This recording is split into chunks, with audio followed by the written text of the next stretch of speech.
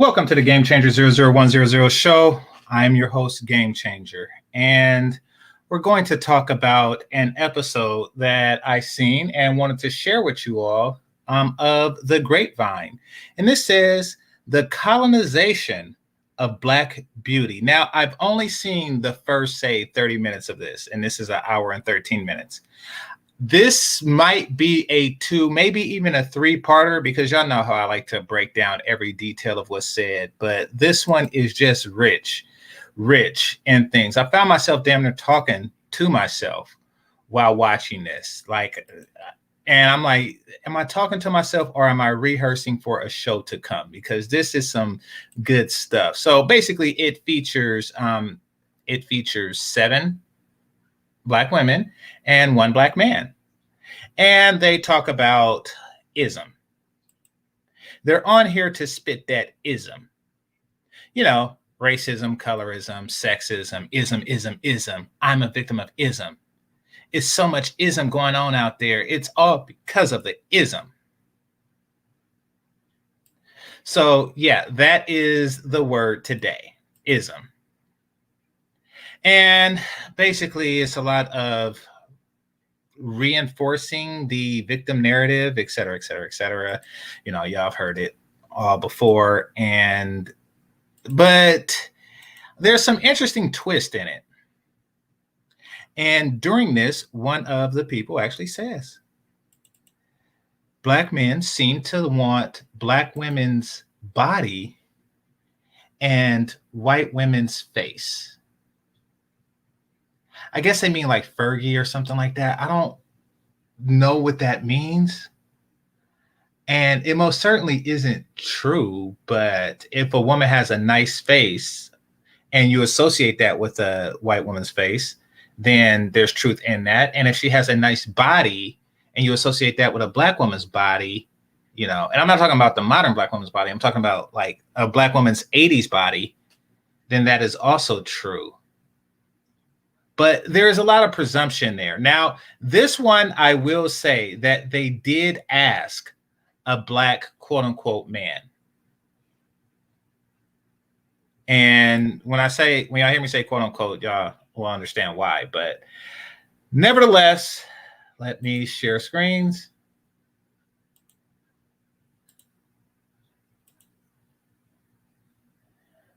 All right, let's do this one. There we go. And all right, fair use. Ashley Kuna, and on today's episode, we're going to be talking about beauty standards. But before I get into it, I want to introduce you to my dope panel. Welcome to the show, everybody. Thank you for joining. So this all started with a tweet made by Queen. Queen, you said, looks are currency, so I get it, and I'm not mad at K. Michelle. I'm actually happy she didn't get the cut and paste face everyone gets. I just wish the beauty standard didn't lie where it does. That's the part that makes me uncomfortable. Beauty standards used to be unique to your culture and vary, but now they all lead toward a European face with the Black woman's exaggerated body, and it's interesting. Okay, so there we have it. Beauty standards used to be unique to his culture. Basically, what that means, by the way, the person who wrote the tweet name is Queen. So you're sitting on Twitter picking names and you decide to say, you know something? I want to call myself a queen. I am a queen. Not queen in a chess, sense where she's the most supportive of her king, the most powerful and supportive member of the board of her king. Nope. She just said, I'm a queen. I'm a queen because I say I'm a queen. Yeah, okay. Well, thanks for that.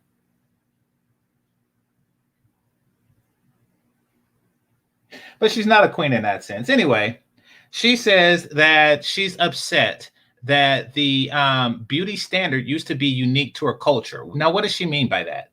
She meant that one group of men liked one thing and another group of men liked another thing. And no matter what, for every woman, there was a group of men that was interested in that thing. that was basically saying that she liked it when she didn't have to compete with other groups of women. And now it seems like we want one thing from one culture and another thing from another culture combined into one. Once again, may or may not be true, but a standard is just that, a standard.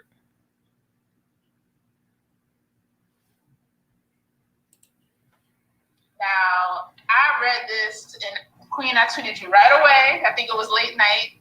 So what inspired you to tweet this? Okay, so the host, the one that was talking before, is the one in this top left corner. Queen, and I just found this out, is the one in the middle here. She's in the middle because she's a queen. That day, everyone was talking about K Michelle's debut face, because you know everyone debuts a face every once in a while. And I'm not against surgery. I'm not against women, people doing whatever they want to their body, but it is just interesting, the trend. Like, I used to always joke and say that there's this copy and paste face that everyone's using. Like, these plastic surgeons are just using the same face and putting it on everybody. It doesn't even matter what race you are. They're just putting it on everybody. This is true. And it's interesting who decided what that face is, who decided what that body is, and that's where my critique lies. Not so much in people deciding to get cosmetic surgery and do the things that they do with their bodies. Mm-hmm. So you just mentioned. Now, what she's about to do, and this isn't me foreshadowing from what I've seen, this is just from me seeing this pattern of behavior over and over and over again. What's about to happen is they're going to question a person's right to have a certain beauty standard. Because she touched on that just now. She's basically saying, my problem doesn't lie with the women who do it, because she'll never fault the women. She'll never fault women in any aspect.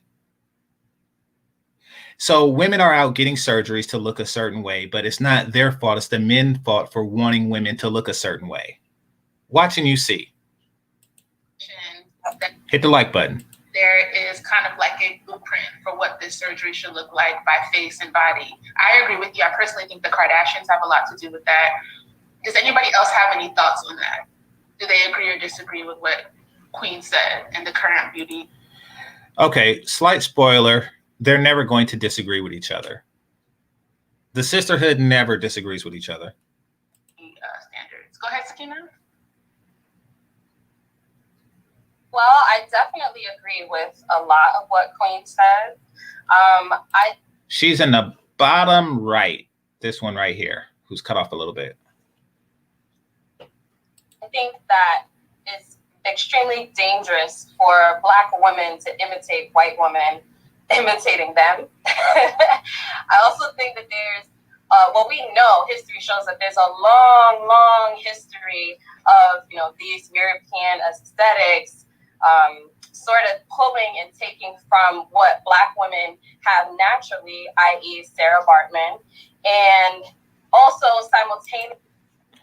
Sarah Bartman, if I understand properly, and correct me if I'm wrong in the chat room, wasn't she a woman with several immunities? Like, she had a lot of genetic properties that made her immune to several things. So for medical reasons, she was exploited. But she's saying that they did that for aesthetic purposes.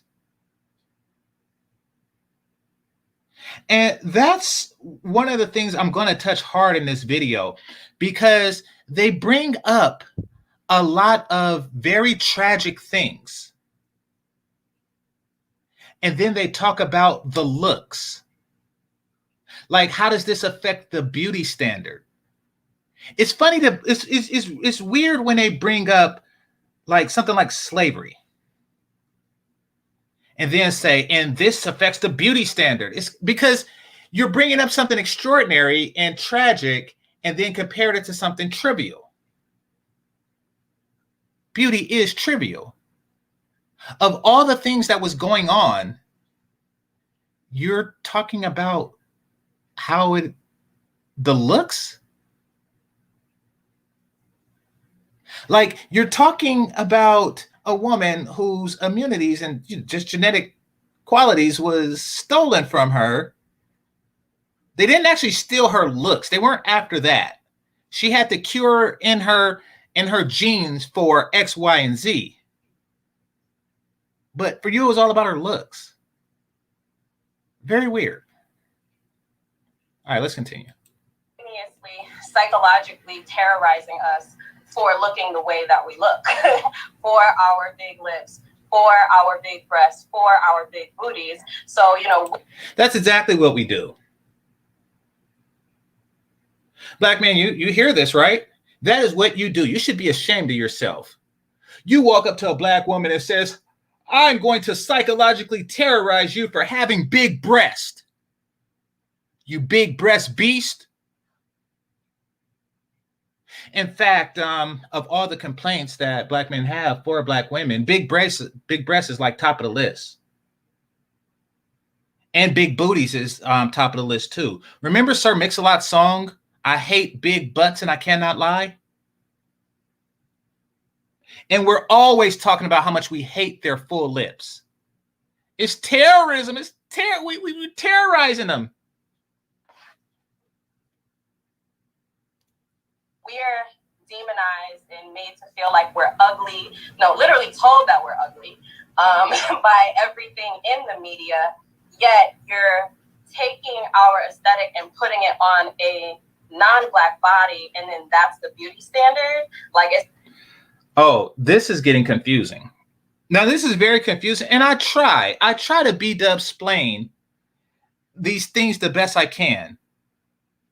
But what she's saying is you're taking a black woman's body, putting it on a white woman's body, and complimenting the body of a black woman on a white woman.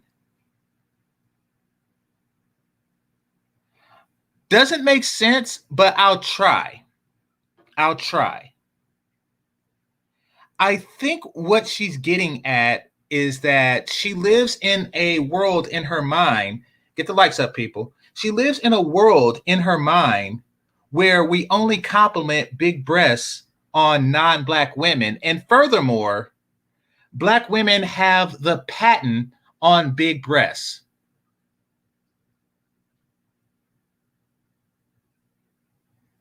Like, until slavery, white people didn't know what big breasts were. Big breasts belongs solely to black women. They own them. Any woman who is trying to get a big breast is trying to be like them. I'm going to go with that logic, and I'm going to apply that to black men. And I'm going to say that every Asian man with a big penis is trying to be like me. Or us, I should say. Every athletic, non-black person, football, basketball, is trying to be black. Yao Ming is trying to be black. Very, very, very extraordinarily twisted logic.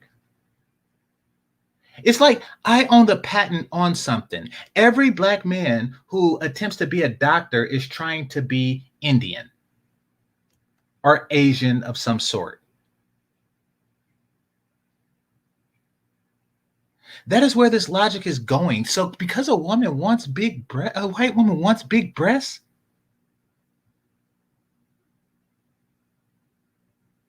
a nice round bank. So classy young man, you're actually white people on the patent of becoming physicians.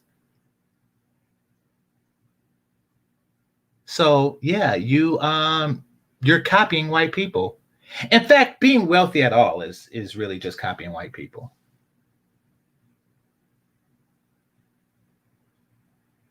So she's trying to make it seem like that big breast is a cultural thing,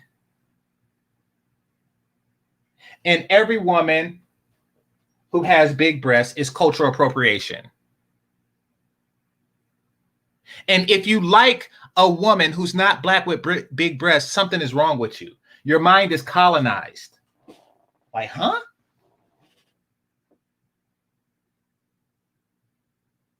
You only like big breasts on white women. Okay. Try telling that to the black women with big breasts. All right, let's continue. It says a lot about how deeply complex anti-blackness is and how deeply complex Anti-blackness. Now, it also shows how deeply complex, or actually simplistic, you view blackness. Anti-blackness has qualities that only affect black women. I mean, it's not like black men are saying that white men are taking our breast. This is a problem that, well, it's not really a thing, but this is a thing that they made up in their brain to say it only affects us, but then they call it anti-blackness. Sweetie, honey, this is not anti-blackness. This is just women somewhere want big tits. And men, since the beginning of time, have liked big tits.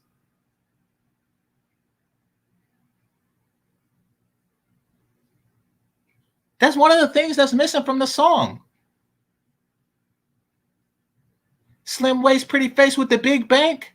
But they also forgot to mention the titties. We like the titties.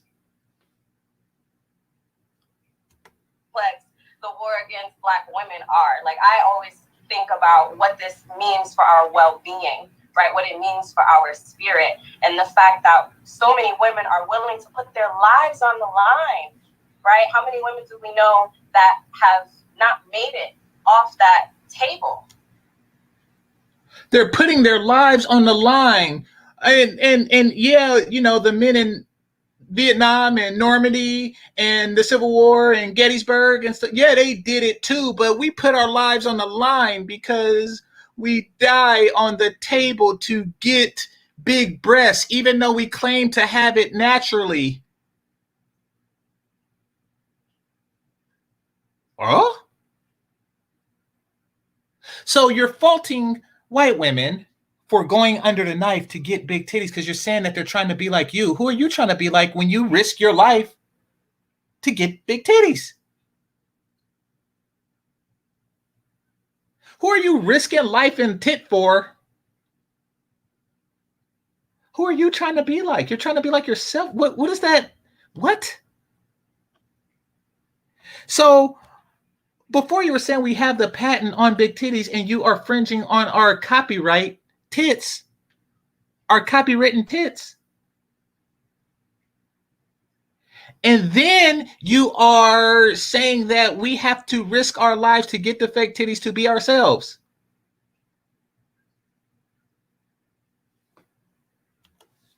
Right?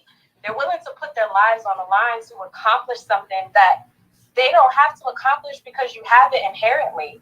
I always say you get the body that you Then why are they trying to accomplish? They obviously don't have it inherently. Work for. So it's very dangerous. You know, I think that we have to know thyself. I think that we have to learn to love thyself. Mm-hmm. Thank you, Saki.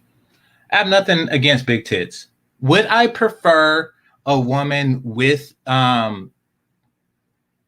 natural fake tits? Absolutely. What do I mean by that? Do I prefer a woman whose tits are so perfect that they look fake, but they're real? Absolutely. Would I mind? Would I balk if a woman has fakeums? No. The only thing I have against plastic surgery from a long-term perspective is if you breed with such woman, you get her, you know, they're not putting the knife to her genetic material, which means that the features that I favor from her likely won't be passed on to my daughter, and thereby ensuring, you know, grandkids and so on and so forth until the looks gene dilutes out. from my ugly ass side, right? So, that is the only real problem I have with it. But when it comes to tits, no. Why? Because do I want my daughter to have perfect tits? No. Is that something like I'm like, I hope that my daughter has these magnificent perfect tits? No. I mean, I'm indifferent, like if I have to, wait until she afford a surgery herself, before the boys start, getting wood for her, I'm okay with that. Useless familiar. Thanks a lot. It says, how do you do it, GC? I'm glad you can figure out the beach think. Yeah. I mean, it's a gift. It's a gift. I'm a man of talents and curses. This is one of my talents. Kina, does anybody else want to chime in? Go ahead, Aisha, and then Dr. Donna. All right, Aisha is the one right here. And by the way, she's by far the hottest on the panel. Say what you want. I don't know what that means. I'm pretty sure that there's a ism there for me saying that. Somebody's going to say, oh, yeah, you like her because ... And you should like this one right here or this one right here. But no, I just like what I like. And yeah, so she's the hottest, the one in the middle row to the far right.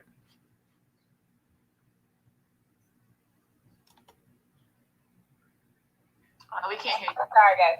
I think there's something so interesting, Sakina, the know thyself and learn to love thyself, because for Black women, it's such a struggle because you can love yourself all you want, but you are existing in a culture where people don't love you. And when you're told that there's something wrong with Blackness, there's something wrong with your Black features, I know you're going to do an episode of this later, so I'm not going to dive deep.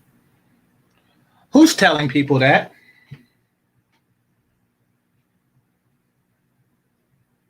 Who's telling these chicks that? They're saying that they live in a culture where people are telling them that there's something wrong with their Black features. Okay. Is it a YouTuber? Is it, is it a song? Because I don't really listen to modern music.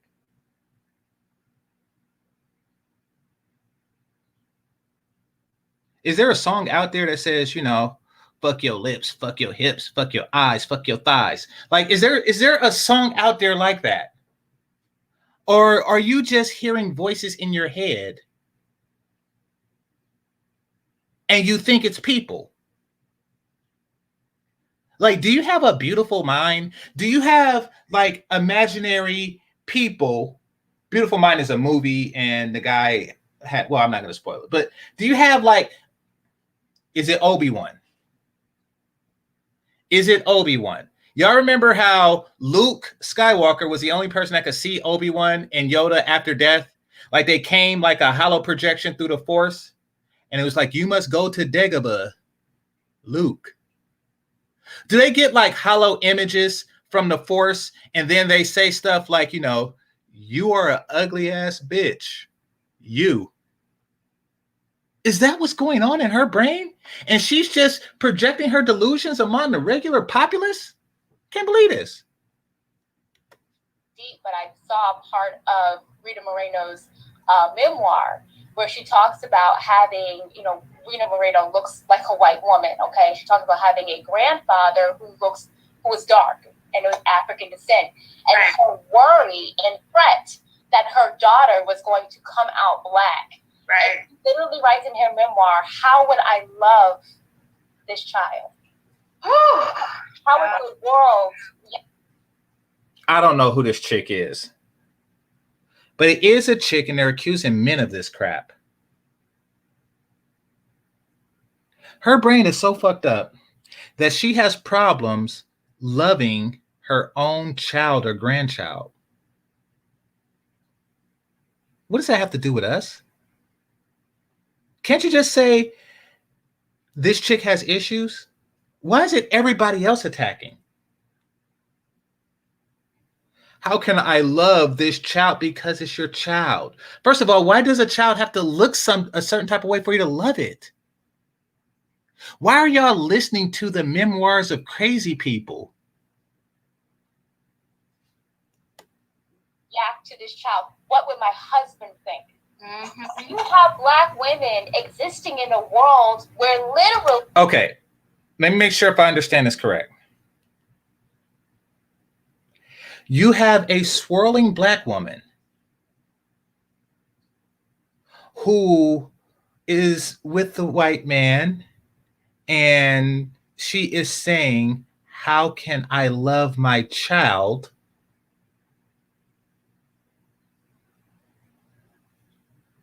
Because it's going to come out Black, or at least part Black. What will my husband think when he sees this Black child that came out of my Black vagina? What the hell? This is what swirlers think? First of all, the assumption that he will be shocked and that he's given the benefit of the doubt for being shocked. Like, when I seen you, when I seen a Black woman, I just assumed that the baby that came out of Black women was going to be white.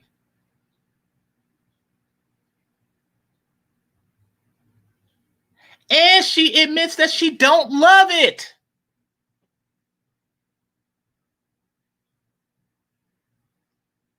And here's the proof. This is in her memoirs. Swirlers apparently don't love their kids.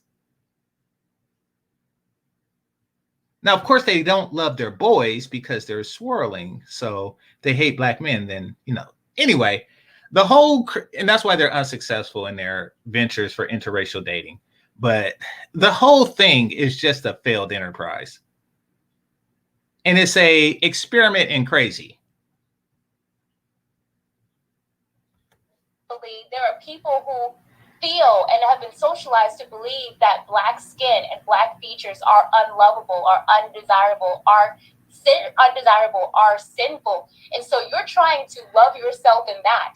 And then even if you can love yourself in that, you're fighting upstream in the pressures of society where people are telling you you're not lovable, you're not marriageable. I can have sex with you, but I cannot walk down the aisle with you. I cannot build. That's mode one as I don't know what. I wonder, did she get mode wanted? And this is the result. I'm not trying to marry you, but I would like for you to suck my dick. Mode one. And then she sucked it. And now she's saying, they're saying that we're not good enough. It's like a lot of this stuff is individual. They're saying that we're not good enough to marry. Now, the result of this should be to be better. It's like somebody who, Harvard said I wasn't good enough to go there. Well, get better grades.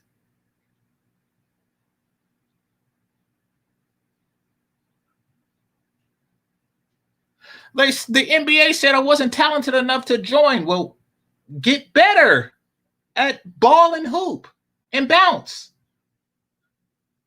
Like, get better at it. Stop trying to put an ism next to it. I think we're good enough to bed and good enough to wed, then bed better. Find out what qualities do women who is good enough to wed have,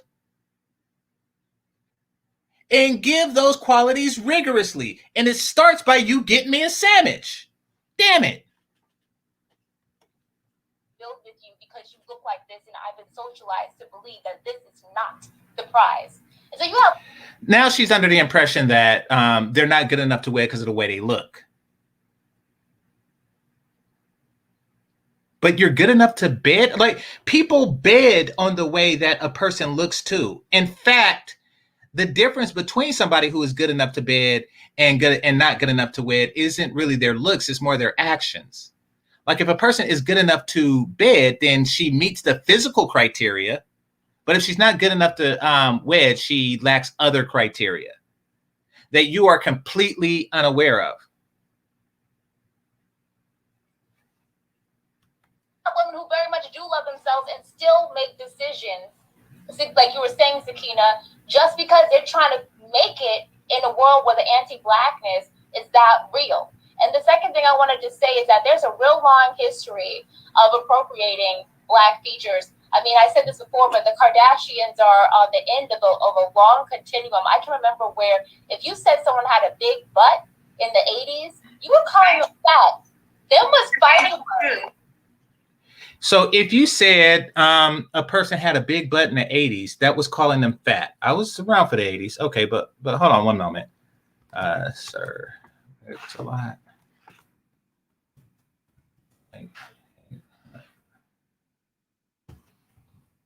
All right, let's see what year that came out.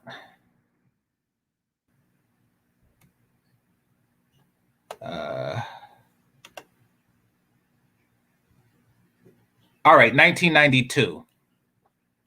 All right, so let's continue. So apparently he came out and changed that. That was not. But no, Black men complimented Black women's butts well before Sir Mix-a-Lot song. Not a compliment. It wasn't until J-Lo, who is kind of white passing, came along, and then all of a sudden there became this cultural obsession with the butt. Okay, here's the thing about J-Lo. And I want to point out that J-Lo was a fly girl on In Living Color before anything. Meaning that she and her booty was embraced by Black men, Keenen Ivory Wayans and, Damon and the rest, before anything. Now, J-Lo was the awakening for white men. And I said this before in a previous video, in a recent video. J-Lo was the awakening for white men to embrace big butts. That is when white men felt comfortable talking about big butts. You see, they don't really hear Black men. The opinions of Black men don't matter. We've always liked big butts. They just took it for granted. But when a white man likes it, that is the birth of big booty being a nice thing. Because there's this long history of non-Black women having the features of Black women and it being seen as exotic and sexy and seductive and femme fatale. The film noir genre always appropriates Black womanhood. I went all the way back to the Irish dancer Lola Montez, kind of faking this sort of swarthiness. And it's this idea that if you can take Black feet. Wow, I do not know who these people she's mentioning is. It's like she's finding like obscure people in history. Like she just read up on some Irish nightclub, back like, 100 years after Braveheart or some crap like that. Like, and she's like, yeah, that person has Black features. She was still in our Blackness. You cannot win with these chicks.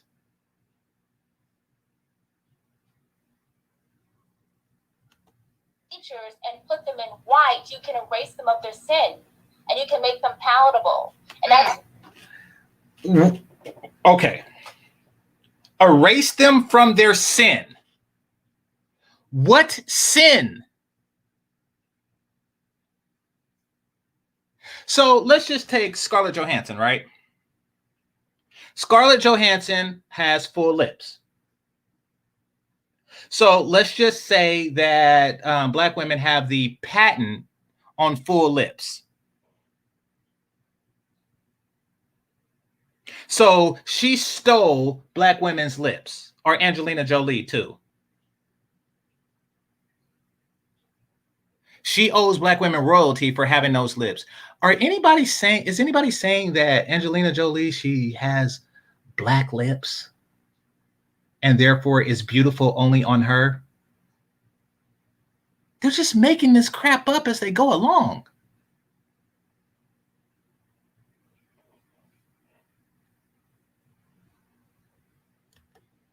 Today, what it is our issue is literally the black skin and the black womb. That's the part we're trying to erase.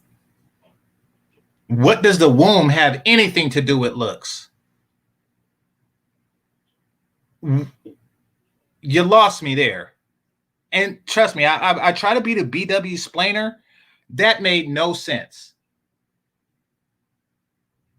Actually, scratch that. It makes sense. When your primary concern is with whiteness, because I think what she's describing is how white men see black women, or how they think white men see black women. Because black isn't exotic to black people. Exotic means like foreign in a positive way, but black features aren't really exotic to black features are only, my bad, lost my train of thought. All right. Black features are not exotic to black people. They're not foreign. So she seems to be only concerned with white features.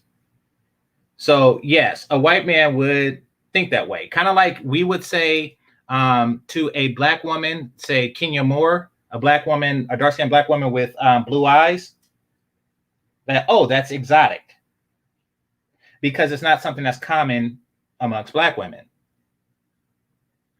So yeah, that exists. That is a thing.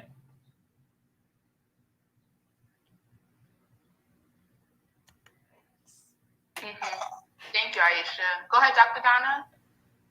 Honestly, I feel like so much has already been said, right? But I definitely agree with the tweet that Queen put out there. White women get to wear blackness as a costume to elevate their mundane white status.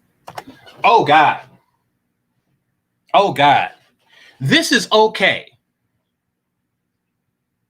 This is okay. By the way, this is the one with the one speaking right now is the one in the middle left. White women get to wear blackness as a costume to elevate their mundane white status. So white women are mundane.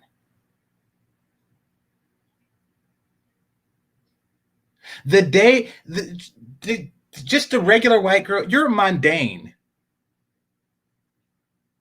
until you wear a black costume. Basically, everything that can possibly be good about you. Hold on, I'm gonna turn on the air conditioner off.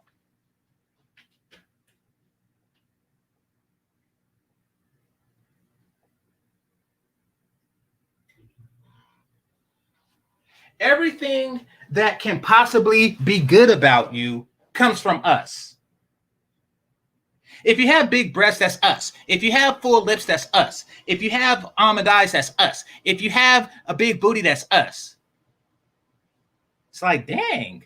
So if you take away all of that, I guess it's mundane. But these are all features that women have. I mean, not necessarily to a certain extent. And yes, there are high concentrations of women that have it over others. But to call them mundane as a result of this, what if they started calling you names? What if they were to say the same thing about you? What if they were to say,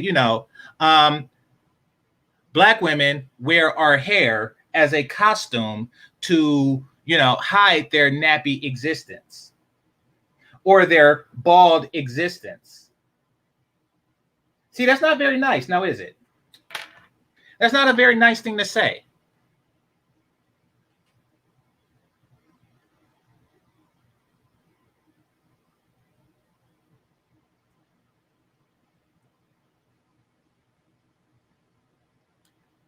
So they get to pick and choose what they're going to take, while blackness has historically been associated with a certain level of savagery. And I would also note that this is nothing new. We're talking about 1490s, 1590s. Oh, I really want to hear this. I really want to hear about her talk about the 1490s. I got to hear this. I just have to. I have to. By the way, her shirt says masturbate. That when they first started to really steal black folk from their homeland and bring them here into Europe that the idea was. Oh, wow. And she's a PhD. I'm a PhD. Now, and let me, hopefully she's actually in Europe. I hope that she is. I hope. Because if not, then yeah. You know, she said when in 1490, when they used to steal black people and bring them here to Europe, I hope that she's in Europe. I hope that she's not in America, BATE. I hope that she's not in America saying that. I really do. There was an obsession with the well-proportioned, plump woman. And even then, the rhetoric was, "Oh, black women, they got the body, but the face." Oh gosh. I would love to hear this historical document that doesn't actually exist. I would love to hear that. I would love to hear. So I'm picturing it in my mind. Like, I'm picturing like a slave ship, an old-timey Amistad style slave ship, right? Went to Africa to do some slave ship stuff. Like, I'm going to steal some slaves. And the captain of the slave ship was like, "Captain's log. Today I have stolen some African slaves. What I notice is that they have the round body that we like, but their face should stand to be more European. By the way, this ship is about to sink. I hope that I am rescued soon." What is that? What in the world? Who wrote that? Where is your source? Where is your source for that? That just came out of nowhere. I mean, that was just so weird. They continue with stuff like this. You're telling me that you read some document, you have some proof that that is what was on the rank and file person, white person, that seen a black woman in the 1490s. And the fact that you're concerned if the white man thought you were hot in the 1490s is weird. It's weird. It's like, it's like, okay, you're worried about if white man likes you, and you're going back in history centuries to find out if they do. Like, really, like 530 years.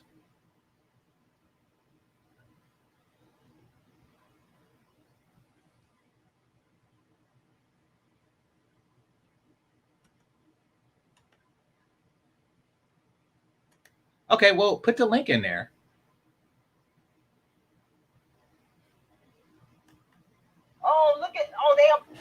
This is butterhead language of the 1490s, right? Like, everything looked good on a butterhead. So it's like, oh yes, you got the body, but you don't have the face, and the coloring is wrong.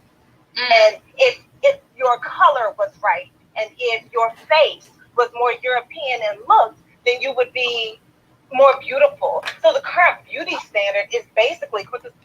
So what if that's true? So what? A white man likes a white woman's face but admires your body. So what? Essentially black bodies with white light skin and European facial features. And we continue this rhetoric, even within our own communities, within who we say is pretty, who we allow to be in the front. I'm sorry, but far too many untalented people. Too many untalented people get to be standing front and center as though they are the talented ones, simply because they have the right skin tone. Right skin tone, along with the right body type and the right doctors to do whatever they do to their face. Well, you should get the right doctors if that's the case. But notice how the rhetoric from these women isn't finding and securing a black husband. It's all about being in the forefront of the entertainment industry, or appeasing some 1940s, or excuse me, 1490s, 1490s slave trader. Because a lot of them are not born that way. Your body is an heirloom. From the color to the texture to everything about you, it is an heirloom. This is something that Sonali Rashid-Squire says constantly. Who that woman? These super hoteps, I swear. This is something that Anala Washikati, excuse me? Is that a Japanese washing machine? Like, who are these people? And yet we continually denounce the heirloom that we have been given because it does not meet with the current white supremacist nomenclature about what is actually beautiful. And I think this goes back to what Donovan said in the Black as Fuck episode, where it's just like it becomes aspirational to desire a certain partner, to get that partner, to have that person, to show them off, that the idea of what the perfect family looks like becomes cemented into our brains. And if we don't meet that look, I see those people in therapy. And they're wondering, how come I can't change my body? How come I can't do this? You can change your body. Your body is something that is capable of changing through diet, exercise, even surgery. Just had discipline, I would look this way. If I did the thing. Yes, if you had discipline, you would look a certain way. Your body would reflect your discipline. If I wanted to be an off-shirt dude, I would need more discipline.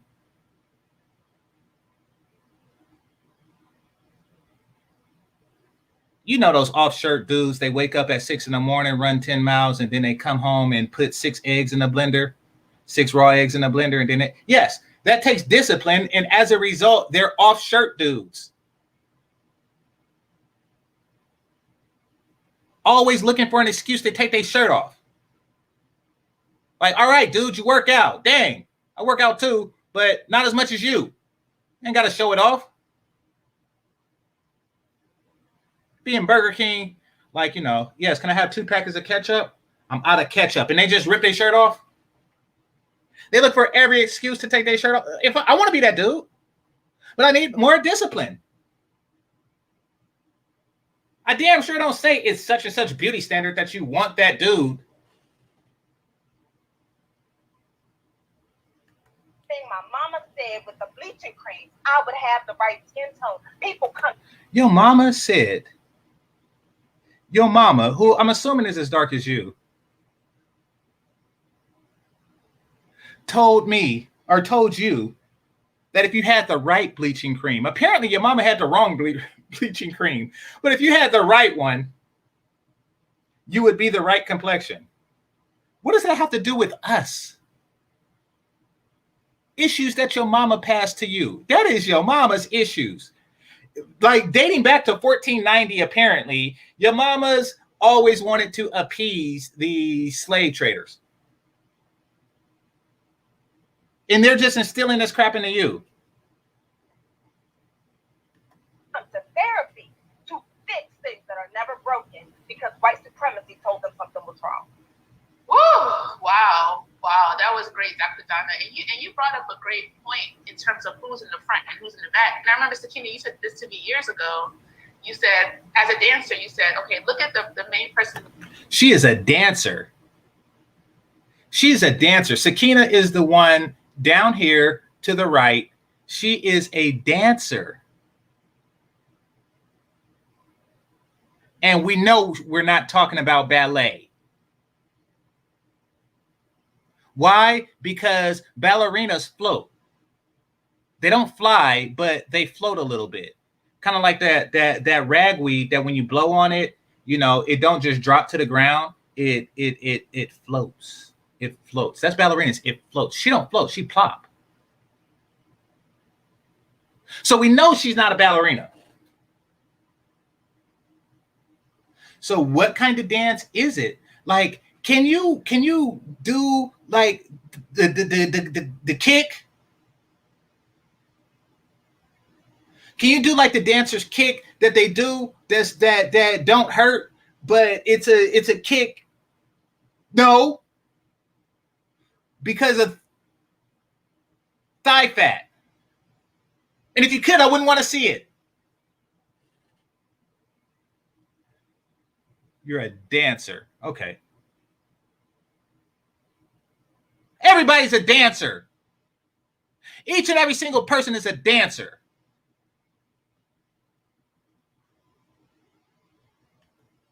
The front, who's usually white, biracial, not black. And then look at the people in the back. And you said the people in the back are usually darker and they're usually killing it. And they're in the shadows. So I think that's we can never forget that. And I hope, we're going to talk about this next week in the Heights, that, we delve deeper into that. But does anybody have any thoughts on the role that social media plays in this kind of quest for perfection? Go ahead, Shashi. All right. Before I do that, I want to thank some Cash App. Will Brown, thanks for the super chat. Appreciate you. And thank you for the Cash App. Listen, if you sent me money earlier today, don't do it again. No need to do it again. I greatly appreciate it, but I appreciate it. But you don't have to do it twice just because I do a video twice. If you feel the urge, and send twice as much the first time. But thanks a lot. Appreciate it.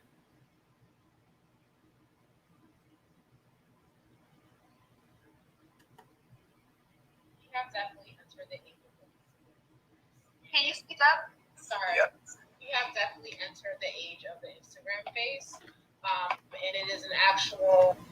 Oh, wait, there's a new chick on the show. Let me just replace the picture right quick. Give me a second. Because I want to hear what this new chick says the Instagram face is. I'm wondering if it's the LA face with the Oakland booty. Oh, that's California-ism. That's Northern versus Southern California-ism. LA face with the Oakland booty? How come you want two things from two different places? That's like mixing strawberry chocolate and vanilla ice cream in one thing. How come you want strawberry? How come strawberry is an ice cream and not a sherbet? Huh. All right.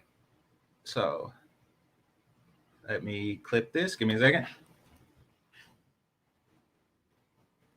You might come in a chat room. How come strawberry is an ice cream and not a sherbet? I would assume that it would be a sherbet. I overthink stuff, but that's how I'm able to do this.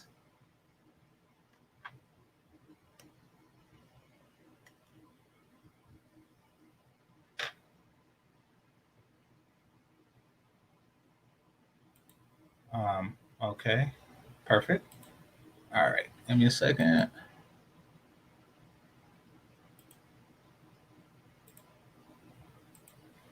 I want to take you home and double up. All right, give me a second.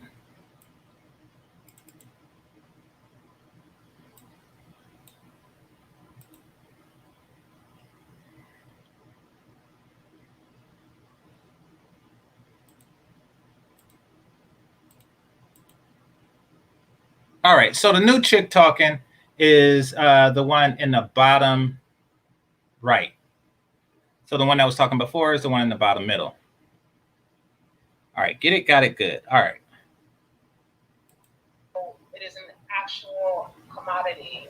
If you go to the plastic surgeon and you say, I want the Instagram face, she or she knows exactly what to do without even showing him a picture. And it's the slightly upturned nose, the high cheekbones that are very full, full lips, cat eyes, and slightly arched eyebrows, and then a pointy chin. So like a lot of what she's saying is true. There is like a standard surgery out there, and this isn't me knowing because I'm a plastic surgeon. This is just me from what I see, that they're all looking the same now. They even have the same tits. Omega Dress says Californication. Yeah, it's like, yeah, what is LA face with the Oakland booty? Like, people like certain features from certain things. You know, like people want, you know, the functionality and grace of a Tesla, but the cost of a Honda. Okay, so it has milk in it. I don't know. I just assume that sherbet was if it's made from fruit, but yeah. Of what our makeup that we do now is really the Instagram face is based off of that, and it's because of these filters that have been created by a lot of the social media apps, which are essentially really have been fashioned after white women who have essentially taken Afro features and essentially whitewashed them. Okay. Oh, okay. Oh, okay.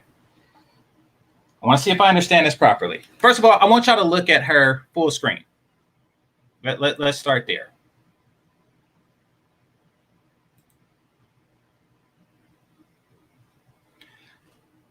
All right. So apparently, the people that make filters that slim a woman's face and clears her skins, I guess it fools her lips and stuff like that. Like, they are appropriating black features and putting them on white women. That's what the feature is. So how come they don't have features that make you darker and fat?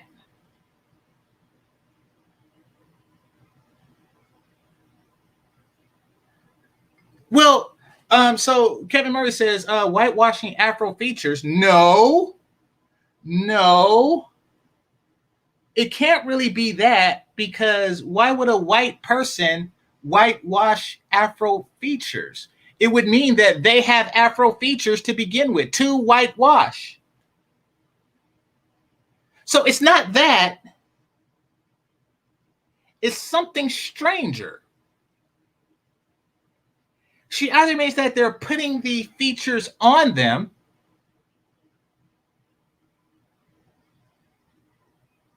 and then taking them off, because that's what washing means. I have no idea what they mean. I truly don't. I don't know about Snapchat filters and stuff like that, but you know, I do know that I don't trust a woman's portrait anymore. But she's but this is some type of ism to her. Let's listen more. By the way, that's what she looks like. Have your opinions. I'll have mine. All right. So, but I will say, I'm not sure if they make an app to make women look like her. Maybe that's a groundbreaking idea. So let me know, people, because I'm currently working on a personal project. But let me know if I should create an app that takes women and make them look like her. Do y'all think it will sell?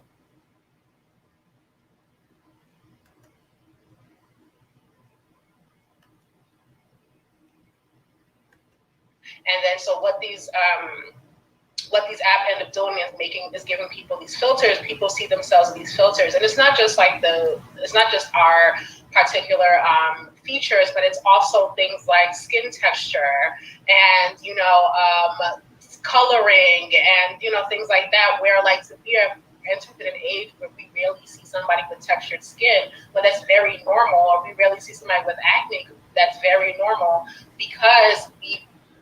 What does this have to do with race, or anything like that?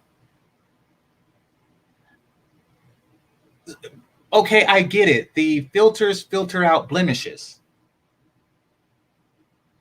Are you saying that black women are unblemished and the filters are making them look black? I'm telling you, this is all over the place.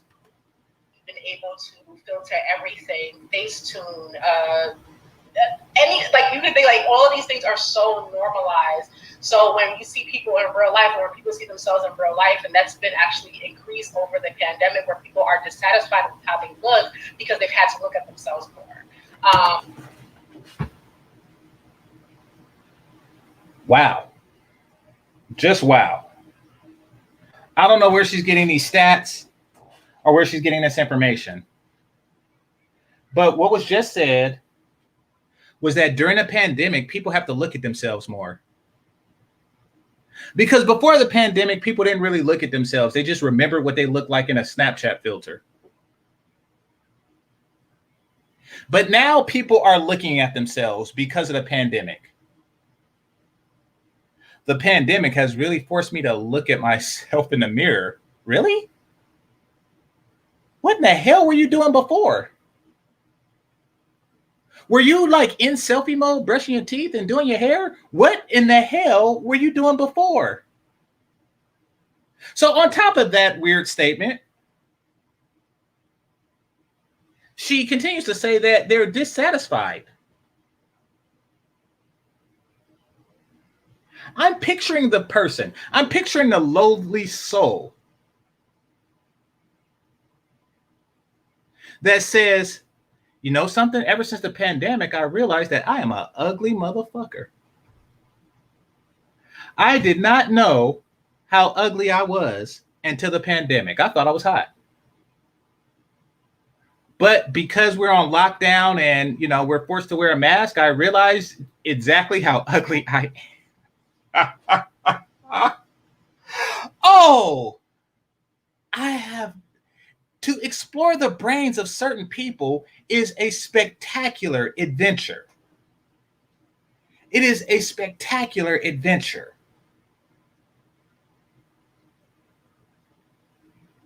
Is that what you come to realize in your solitude from the pandemic?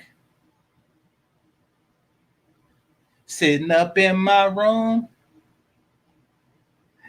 thinking I'm ugly too. I must confess, I ain't got shit to do.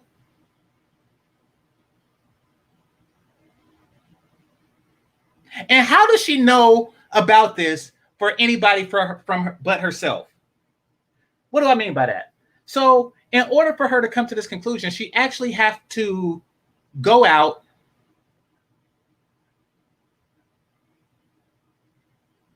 and ask others. I'm not saying they ask others if they think that they're ugly or, if she's ugly. She would have to ask others, excuse me, since the pandemic, have you been feeling ugly? Is it just me or do you feel ugly too since the pandemic? Did the pandemic bring you to the realization that you were ugly? Like, yes, it is. Oh, I thought I was the only one. That's what's going on here. That is the conversation she's having with other people.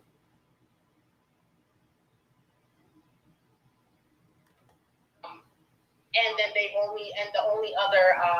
only other thing they can compare it to is social media, because we've been home, so they haven't had an opportunity to really. The last year we've been inside, we've been spending a lot of time with ourselves and our phones, and so our only comparison to what we should look like is the filter, and it is fucking with us, and it is literally we're going to see an increase in numbers of plastic surgery or fillers, and I'm going to point out that I don't see anything wrong with plastic surgery or any cosmetic surgery. I do see something wrong with how we are priming our society to essentially look the same. And it's not that people are looking prettier, but we're looking more the same. And you notice in any society what is valued as attractive is what is normalized and what is consistently seen on several. So attractive isn't necessarily normalized because, attractive by definition is an exception of some sort. So it wouldn't be normal. Now, is it becoming more and more consistent? Yes. And is that a bad thing? Yes. Is it a good thing for women who don't meet the cosmetic standard? Yeah, absolutely. Eventually men will get tired of the same thing and then they'll go for something, different. Every natural woman would be considered exotic at some point. So it's a good thing. Many of them lost their jobs during the pandemic and will need a place to stay that will be added to the equation as well. So that's probably why she came to that realization. Like during the pandemic, I was looking for a place to stay. I was looking for a man to get with and realized how ugly I was. That could be how she came to that realization too.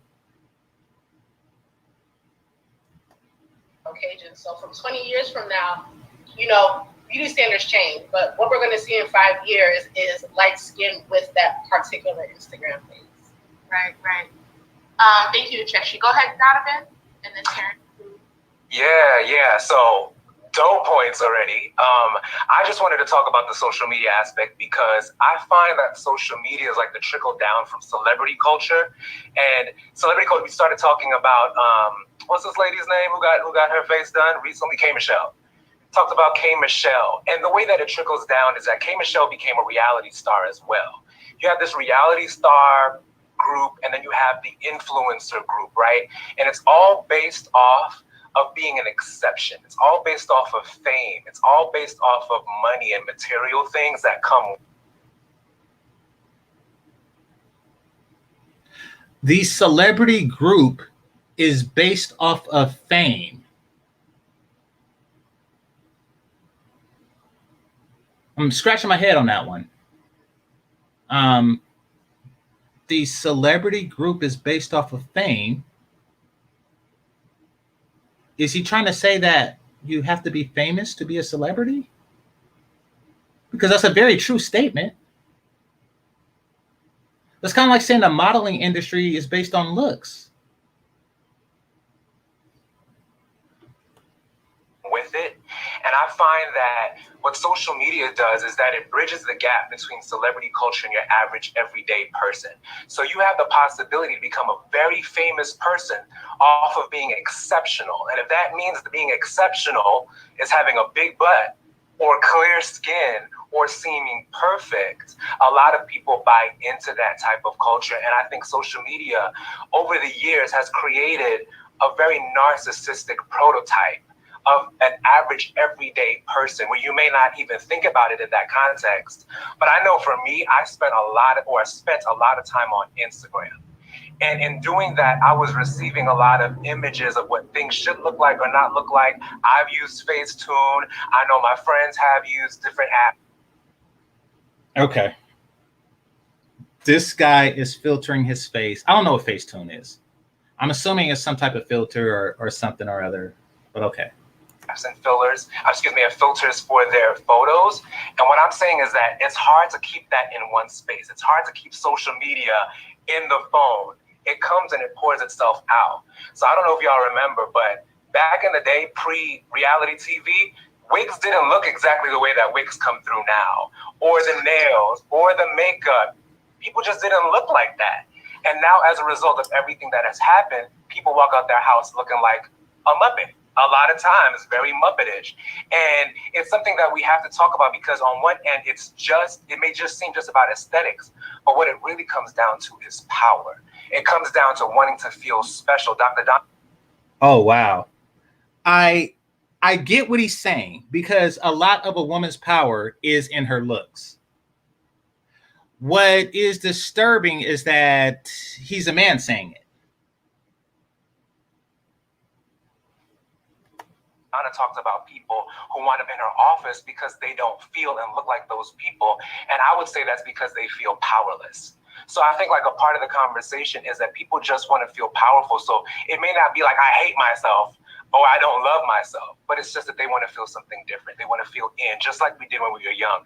Adults, I think, tend to act just like little kids, wanting to fit in, wanting to be a part of culture, et cetera, et cetera. So power, I think, is a big part of it. That's a great point. Go ahead, Taryn. Yeah. Oh my goodness, Donovan, like you literally said it all. Okay, so the one that said, "Oh my goodness," is the one in the top right corner. Because I do think that like this proximity to like not only celebrity culture but also power and wanting to feel important, wanting to feel beautiful, especially like we know the term privilege. I have an issue with that terminology anyway because of how it's scaled, but there, we know that just like in Queen Suite, there is currency in being perceived as pretty. And oftentimes, unfortunately, as Black girls, Black women, like the word pretty, unfortunately, the world doesn't apply that to us. Okay. To us or to you? See, the world applies the word pretty to pretty women.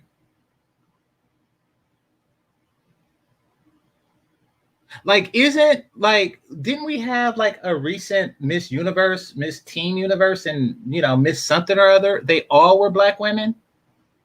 I'm pretty sure that they were pretty. They don't apply that to you.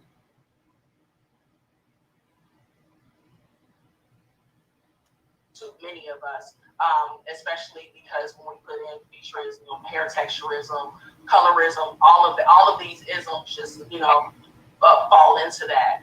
And for me, I know that's been an issue. I didn't even just to get like a little personal, I didn't even consider myself as pretty until literally last year. I had to do a whole bunch of soul searching, a whole bunch of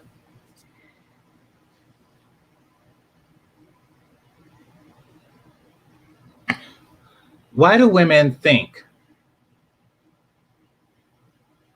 that they all of a sudden become pretty?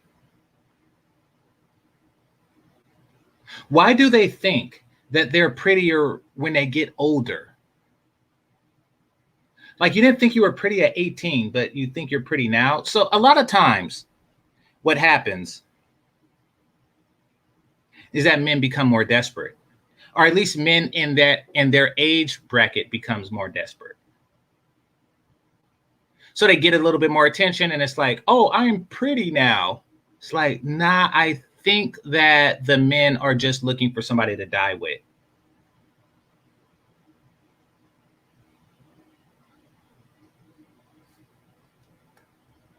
I love myself, but I had to really do some work and get through the social media BS in order to even, kind of reach that. And I think that, unfortunately, I'm able to access therapy and a whole bunch of shit in, my support system. But a lot of people just don't have that support. A lot of people don't have access to, those kind of affirming words and not even just affirming words.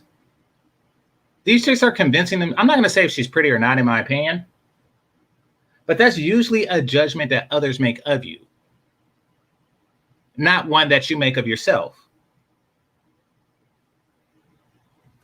Words, but they're seeing what other people who have this cookie cutter face, these cookie cutter features look like, and they're like, I want some of that. I want the money, I want the power, I want the respect, I want this influence, And what's made it even easier for, folks to wrap their hands around getting that is we're seeing literally on our TikTok feeds, on our Instagram feeds, plastic surgeons performing these procedures, and it's become this very traumatic because it still is surgery, and I don't want to shame or anything. I really don't care. Do what you want, but it is. Why is that a disclaimer amongst these chicks? It's always, I don't want to say anything bad about plastic surgery, but I don't want to say anything bad about Snapchat filters, but, and the reason is because they don't want to, how can I say, you can't speak against the sisterhood or the sisters in it. And some of the sisters in the sisterhood use Snapchat filters, and you can't speak against them. Some of them use or have gotten plastic surgery. Very much a slippery slope when we're seeing not only these procedures done on our timelines and via, the people that we look up to, even, just regular everyday everyday people who may not be reality stars or celebs in any way, but all of this inundated is really, it honestly scares me for, younger people and how impressionable, this next generation may be in seeing, all of this content that does very much treat plastic surgery as if it's not surgery, Right. Who's treating plastic surgery if it's not surgery? But you start off by saying, I'm not trying to say anything is wrong with plastic surgery, and then you describe everything that's wrong with plastic surgery. Just saying. Right. Thank you, Taryn. Go ahead. Laurel, did you have anything to add? Yeah, thanks, Ashley. First of all, I just want to say I totally agree with what Taryn said. As far You always are going to totally agree with what another B-dub says.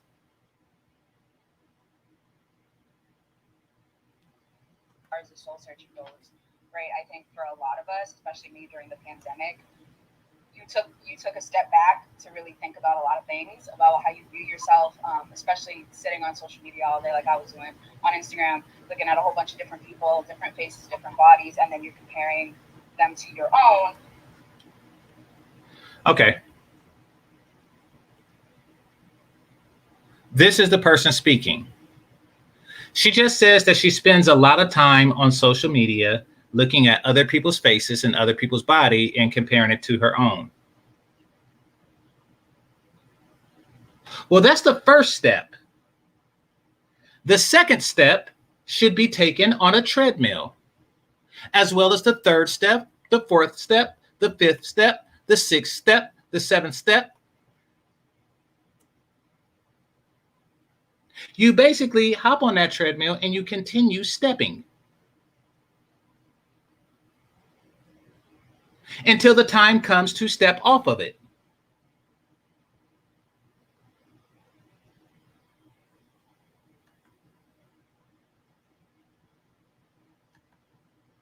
Which, you know, our bodies change, people gain weight, people lost weight, people cut their hair off themselves, people mess up their nails trying to do stuff by themselves, whatever. But you're comparing it to this thing, and being someone who struggled with body image my entire life, with weight, you know, issues and stuff my entire life, for me, I think a really important topic, a really important point that I had to deconstruct with myself that I'm still working on is the want and the desire to be seen.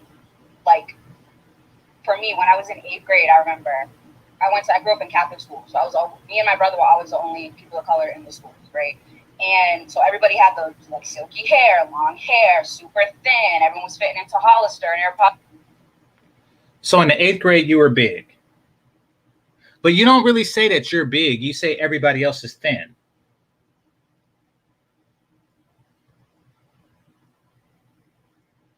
Also, all that stuff.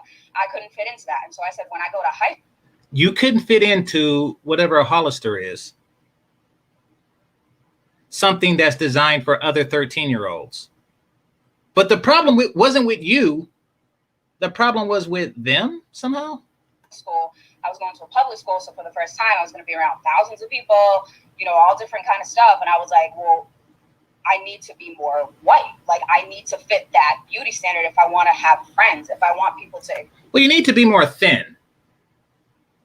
And apparently, the same way Black women have the patent on big breasts and big booties and full lips, white women have the patent on being thin. And you're afraid to get fit because you feel that that will be like a white woman. Accept me if I want people to see me for who I am, because I didn't have a problem with who I was. I thought I was great. I thought I was cool. I thought I was funny. I was friendly. But to other people, they didn't see that. They didn't care because of what I looked like, because of my hair texture, or because of my size, or what clothes I was wearing based on what we could afford, or whatever the case was. So I think for so many people, the other thing with the beauty standard is just trying to reach that, because it's like, I don't really care about what I look like. I'm fine, but like, if I have to change the way that I look for other people to accept me, or for me to, you know, be valued, then I'm willing to do that, right? I think that's another huge issue. And then that's an issue? Everybody in the gym is changing their physical appearance because of what people, because they care about how people view them. And that's an issue to you. Looking a way that's pleasing to others, in this particular case, heterosexual men, is an issue. You feel that you shouldn't have to do that. But in its place, you should say everybody else should get over their issues with being overweight or being attracted to overweight women. We see so many women, men, women who, you know, get those, you know, back alley procedures and get cement injected into their face and into their butts and things like that, who risk their lives because they're trying just to attain not even necessarily the power and the celebrity and stuff yet, but they just want to be seen. They just want to be viewed as worthy to be accepted and not bullied or bullied. So do they take your lunch money because you're overweight? They want pretty privilege without being pretty. That is what the women on this show is really asking for.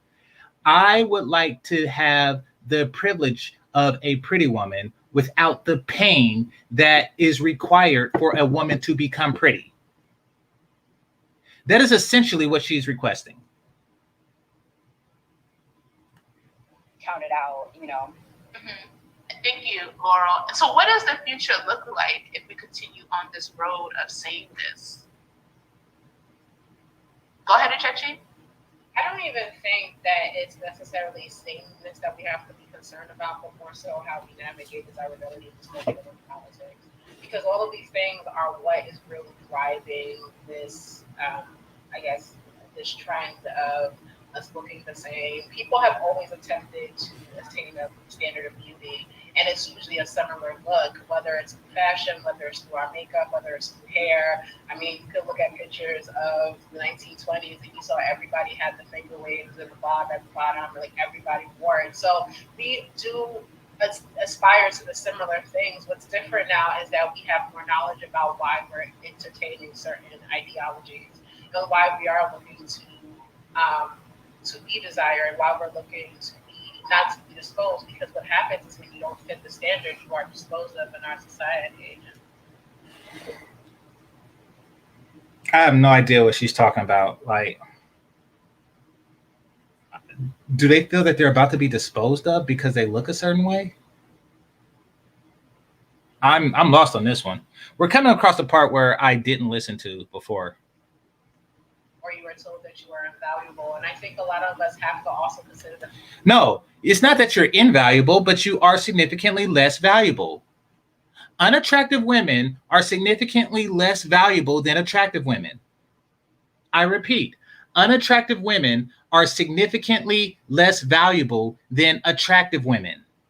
Once again, unattractive women are significantly less valuable than attractive women. Kind of like rich men are significantly more valuable than poor men. It's the same concept. People are treating me like I'm less valuable. That's because you are less valuable.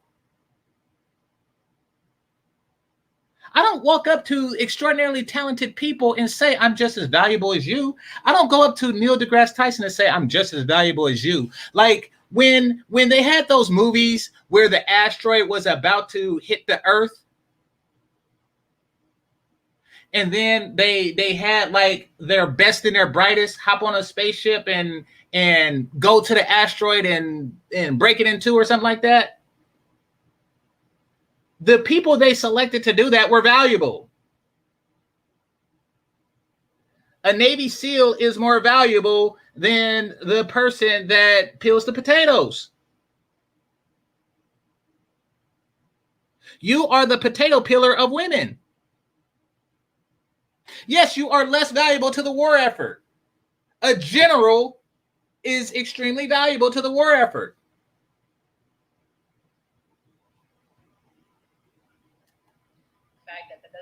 The fact that we're trying to also attain this does not mean we have a lack of love for ourselves. I constantly hear women saying, like, I did all this work and I do love myself, but I'm like, there's nothing wrong with realizing that the world doesn't love you. And so in order to make it, you have to navigate it in the best way you know how. And whether you are unhappy with yourself or whether you are happy with yourself, it doesn't change the fact that the world hates you, but you need to navigate it in a way that will make sense to you, but that will allow you to survive. And I think that many times we keep saying, don't love yourself and things will be fine. Nobody gives a fuck about loving yourself. You have to make it. You have to get through life. You have to pay your bills. You have to do shit. So, like, if that means getting your nose done and getting your butt done in order to accommodate the world that we're in, that's just going to happen. It does not shift the fact. And many times, a lot of us... I don't get it. So it seems like she wants to get plastic surgery, but she's complaining that she has to. But this all comes down to they want pretty privilege. Now, I want to instill this in you that thus far, we're 24 minutes in, thus far, none of them have complained about access to qualified husbands. They've given up on that complaint. They used to be the complaint, but now they just want general pretty privilege. End up having like identity crisis because we know that we're fine. We know that we're okay. We feel like we're in the fucking twilight zone because everybody's telling us that there's something wrong. I'm gonna wrap it. Of course, it's cognitive dissonance. Basically, you tell yourself one thing, however, society is telling you another thing, and you're confused because either you or society is lying to you. Take me, for example. I am not 6'6" tall. I am not 6'6" tall. If I were to wake up in the mirror and tell myself that I was 6'6" tall every day, and I were able to convince myself of this, and I even went to an extreme as to adjust measuring tape, have the door to my house smallered, lowered, and have all the doors in there, adjusted to make me appear as if I was 6'6". And then everybody was to say, you're not 6'6". Yes, there would be some confusion, but that's what happens when you tell yourself you're something that you are not. And this isn't me saying that you're not. This is society saying that you're not. You're going around telling yourself that you're beautiful, and society's telling you that you're not, and you're saying, I'm confused. Society must be wrong.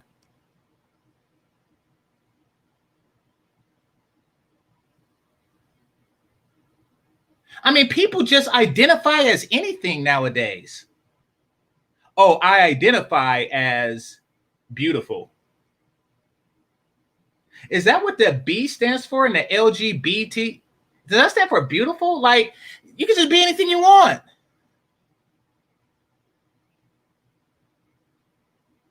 I tell myself that I am Rihanna's dildo. Dang. But I just wanted to share a personal story about a partner of mine who I had thought was, an ex-partner of mine who I thought was, the super woke and super everything. And then one day told me that the reason I had the problems in my life was because I was a dark-skinned woman and therefore I was oppressive. And that was how he explained why I had all the issues in my life and how I had. Ha! Oh, crap. So you got with a woke guy.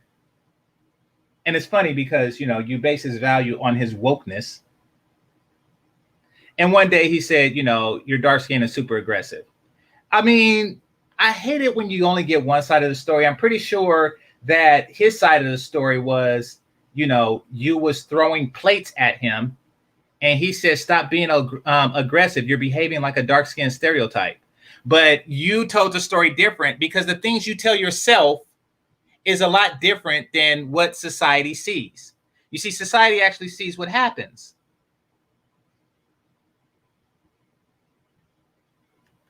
All the problems in my life. And this is something that kind of like floored me because this is supposed to be my partner. And I realized in that moment, Why is she saying partner?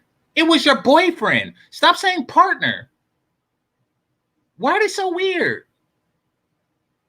Why be so weird?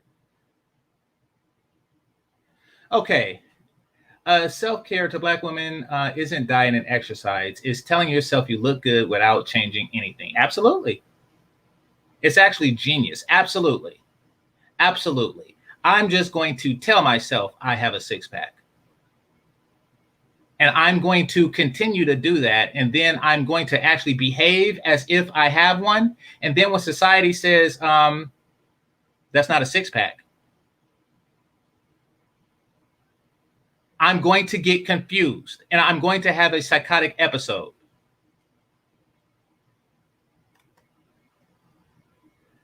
All right. If you look good enough, you could prove I'm not. But you probably don't. All right.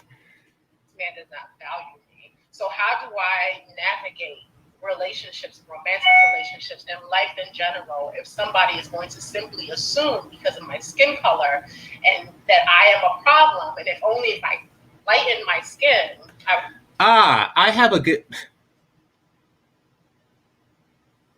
Oh, God. This is me slapping my forehead, by the way. So basically, she has a problem. And she says, how am I going to navigate my life if people think that I am black and aggressive? What do I have to do? Lighten my skin? Well, you see, he called you two things. He called you dark and aggressive. Now, the intelligent solution, you know, the solution that everybody else would have, would be to not be aggressive. There's two things that he called you. So somebody says, you're dark and aggressive. And you say, oh, well, should I lighten my skin? No, you should not be aggressive. Where do they find? And she's not that dark. She's not that dark. They're just calling you aggressive. They're just saying that you're aggressive.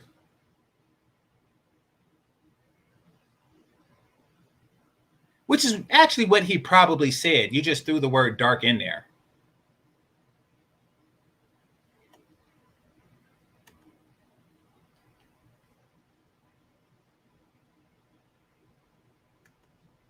be a better option for the world. So when we talk about sameness, it's not that we're concerned about looking the same. It's how do we navigate desirability and disposability politics? How do we shift the narrative so we're not concerned about being disposed in our society? Thank you, Chechi. I'm going to go to Queen and then Sakina.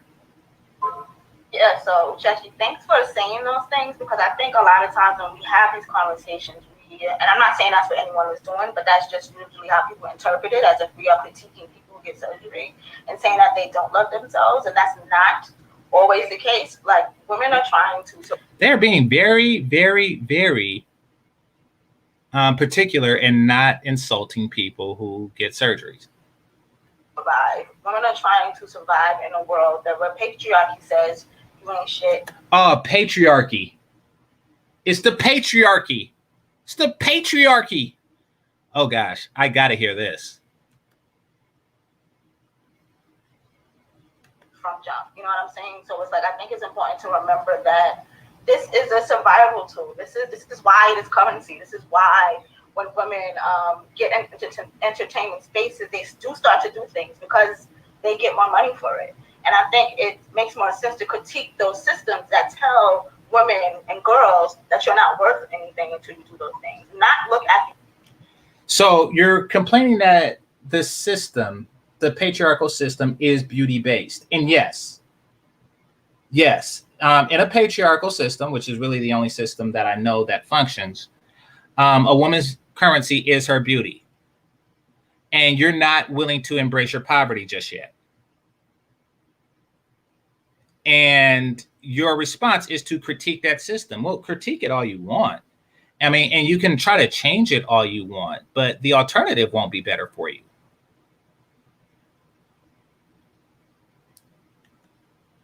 Women and say that they should self-esteem their way out of this, because that's impossible. That's something that none of us can do. And then I also want to add that, like, if you look at in a historic context, as far as I hate it when they bring up history. I really do. I really do. I think this is past the point where I actually heard.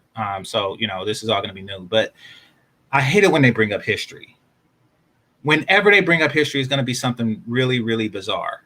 And it's going to be like a large event that affects them in a small way that they'll try to make it seem like a big way. Let me see. Like sameness. We've always had sameness, but like I said in my tweet, it was always indicative of your culture. So it wasn't as blanketed globally as it is right now. And that's the piece that makes it really interesting to me. Like, I want to always look like a black girl from the Bronx. Like, I don't want to look, you know.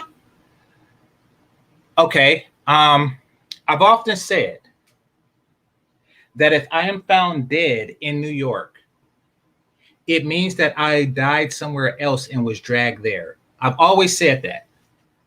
I never been to the Bronx. Is this the one in the middle? What a black girl from the Bronx look like?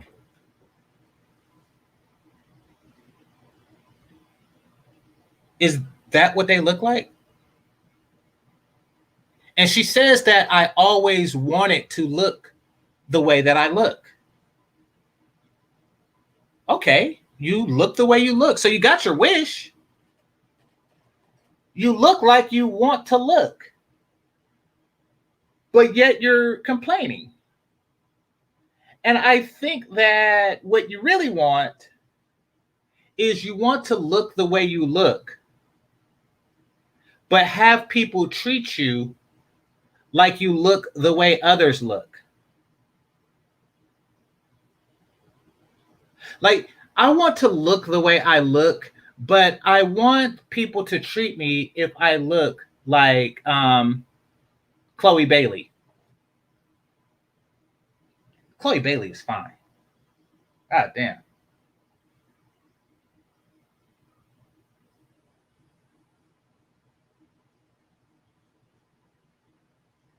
You know what I'm saying? So it's just interesting to me how globally people are kind of going to the same goal. So that's the part that makes it like kind of like weird. Like when did that shift happen? We all wanted that same look. And then I also want to add that, in particular when it comes to K. Michelle, when I think about now, she's not upset that people want the same look. She's upset that they don't want to look like her.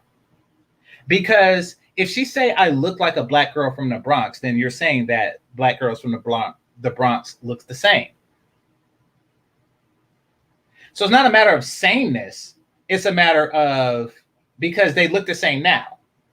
So according to you, it's a matter of no one wants to look like you. You're not getting your genetics validated. See, when you say I don't have a problem with plastic surgery, but what you really mean to say is the problem I have with plastic surgery is that no one is actually getting the me plastic surgery. No one is going to the surgeon and saying, I want to look like Queen from the Bronx. That's what you're really upset about. Keep it a buck. That's what you want. her or think about other women in entertainment specifically. We do not allow women to age. Women cannot be in this industry in front of a camera, singing, dancing, whatever, and age. They have to do something to their face. And I think that if we had more conversations about ageism and how we don't allow people. Oh, I did hear this part. Now she's about to talk about ageism. Dang, I should have emailed Marco before this. He just say don't listen to these old beaches. But should have emailed Marco. Dang. All right, hold on. Let me plug in the speakers so everybody can hear this one. Age and just do that. Like, I'm so tired of seeing I love you. It's always a picture of a black woman star actor. It's like, oh my God, she's 47. She looks amazing. And I'm like, so what? Like, why can't we age? Why aren't women allowed to age? Why can't I have wrinkles? So I think that when especially. Why aren't women allowed to age? Is there a law against it? Is like what's stopping women from aging? See, your complaint isn't that society is stopping you from aging. Your complaint is that society treats older women different than younger women. As it should. And as it does. And the reason why it does is because they are two different types of women. You see, here's the problem. The problem is for women like this, and when I say this, I'm talking about the entire panel here, save the one dude that's up there. The problem is that for women like this, they're not where they're supposed to be in life. You see, people treat 16-year-olds a lot different than they treat 61-year-olds. And before, 61-year-olds really didn't complain. In fact, they would hate it if you treated a 61-year-old like a 16-year-old. Because it's like, don't call me boy or don't call me girl. My name is Mr. Such and Such.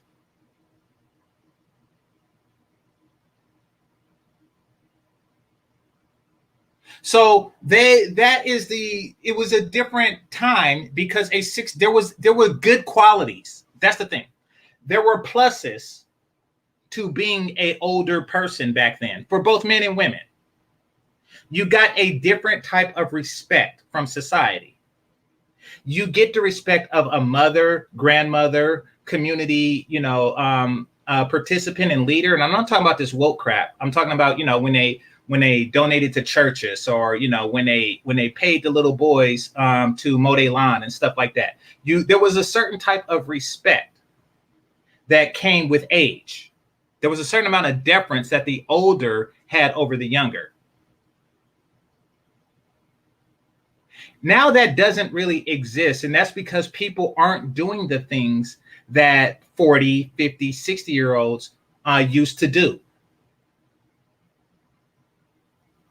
And they're not doing these things is because they're trying to live their best life. They're trying to be forever 21.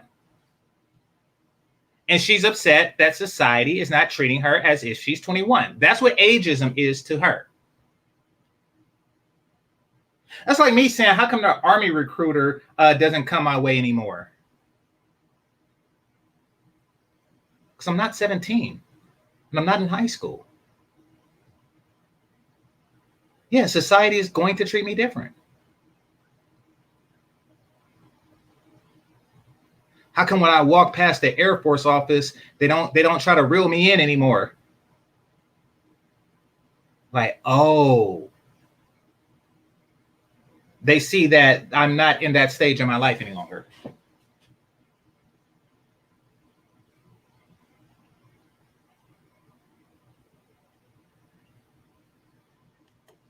When it comes to women in entertainment spaces, why don't we allow them to age? Why don't we let that happen? Because if that was allowed to happen, I am sure there would be far less women pumping their face, putting in Botox, and doing all of that stuff. Mm-hmm. But there's nothing wrong with plastic surgery. There's nothing wrong with plastic surgery, but we just feel that women should want less of it. Fear death. Thank you, Queen. Go ahead, Sakina. Well, I just want to comment a little bit about the loving yourself and not loving yourself. I think that this is probably an unpopular opinion, but I don't think that you can go under the knife and mutilate your body for any aesthetic and love yourself. I understand. What she's saying is true. But it's not yourself that you are loving at that point. It's not your genetics, and it's not even an appreciation of the work that you put into yourself. But what you do love is the way people treat you now. So I agree with her. And I understand why you're doing it, the survival mechanism behind it. But I think if we're talking about like soul level loving yourself and looking for the validation of the world, surviving the world, okay, I get it. But truly trying to validate yourself, your desirability, your success, your accomplishments, all of those things, and thinking that it's going to make that much of a difference, whether or not you look like, I'm just going to say the Kardashians, and loving yourself, I don't think you can do both.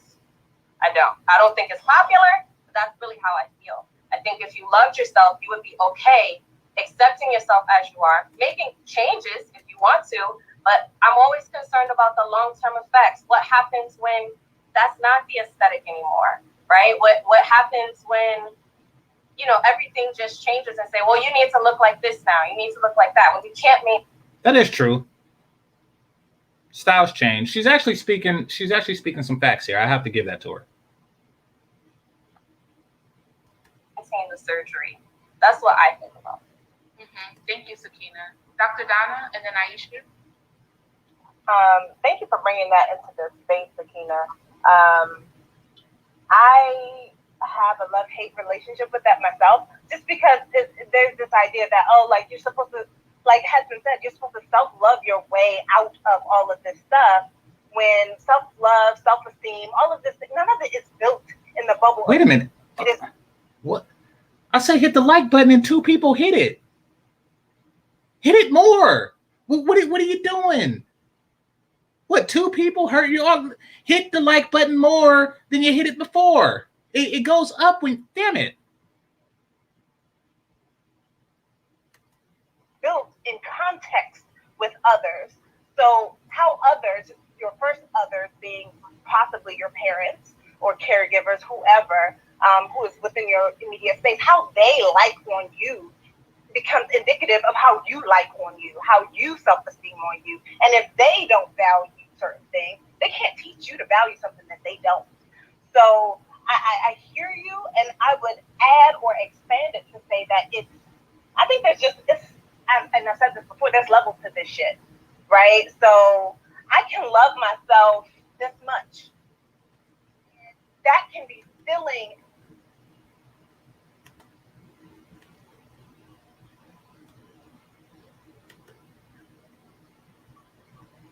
The reason why I did this is to show how much she loves herself. She has like a vial of potion here, and she says, I can love myself this much. I want to see where she's going with this.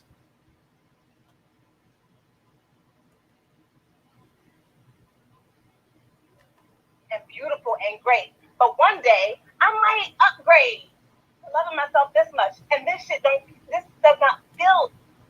Oh my God, this is just strange. So she held up another bottle and says, I'm going to upgrade and love myself this much.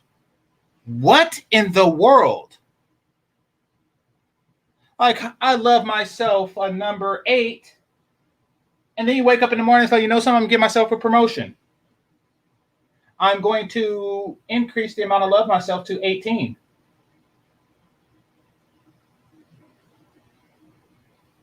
And then a couple of years after that, you say, you know something, I think I'm going to give myself a 25. I'm going to love myself 25. This is a day in the life of their brain. They're just giving arbitrary values to themselves. Oh, damn it. It's kind of like Super Saiyan power levels, yet with no actual power. And instead of for the reader giving you your level, you give it to yourself. Like, yes, I am a Super Saiyan 1 million. Then the next kid says, yes, well, I am a Super Saiyan 2 million. And then the next kid say, I am a Super Saiyan 5 million. Like, that is the conversation she's having, but she's having it as a grown woman. It's like having a beauty contest that they're judging themselves. And the person that can think of the highest number without saying infinity wins. And nobody knows scientific notation.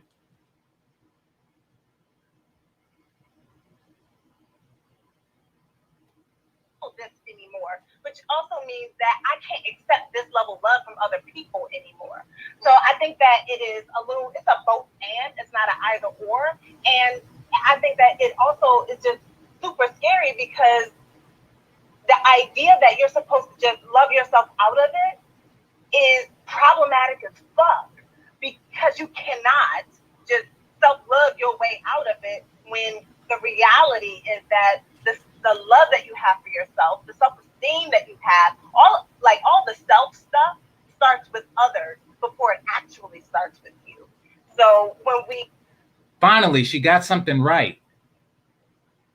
What you say about yourself, and she shattered the other woman's delusions, don't mean shit. The only opinion that is important to you, the only value you have is the percent you raise my penis.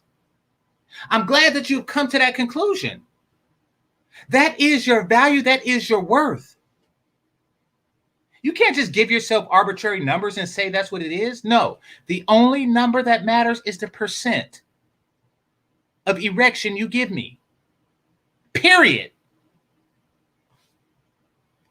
We put people in this really dangerous ass loop where they're just like, well, so if I don't love myself, then something's wrong with myself. And if I don't like these aspects of myself, then I choose to change them for survival or any other reasons. And that means something is wrong with me. And now we are more on a fundamental level, continuing to sort of trash ourselves based off this rhetoric. And to me, I'm just like, all of this shit is code switching, but with your body. It is changing your body to meet the current aesthetic. Yes, change your body to raise my penis. That's exactly what it is. And that's exactly what you should be doing. I don't know if it's side bends, sit-ups. I don't know if it's a knife. I don't care. My penis don't care. I don't care. You must do it. Same way that we praise Black folks for using white voice, the same way that people talked about Obama all day and them handshakes and them hugs, and we praised him for this as though we don't do the exact same thing in every other aspect. If you're changing your face to meet the current nomenclature or the current paradigm, you are engaging in a code switching that is a physical form, in the same way that a lot of people still step off the sidewalk when a white person comes their way. Who does that?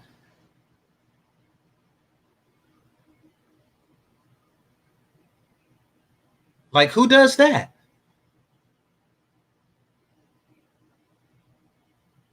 I mean, because they're generally slim and there's enough sidewalk for both of them. Now, every now and again, there's a freight truck of a woman that just comes on the sidewalk and she's not stepping down.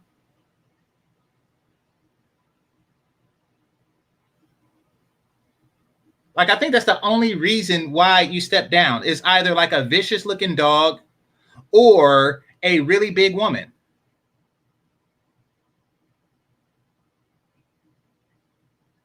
Well, ageism is part of the victim narrative. Absolutely, Charles Merchant.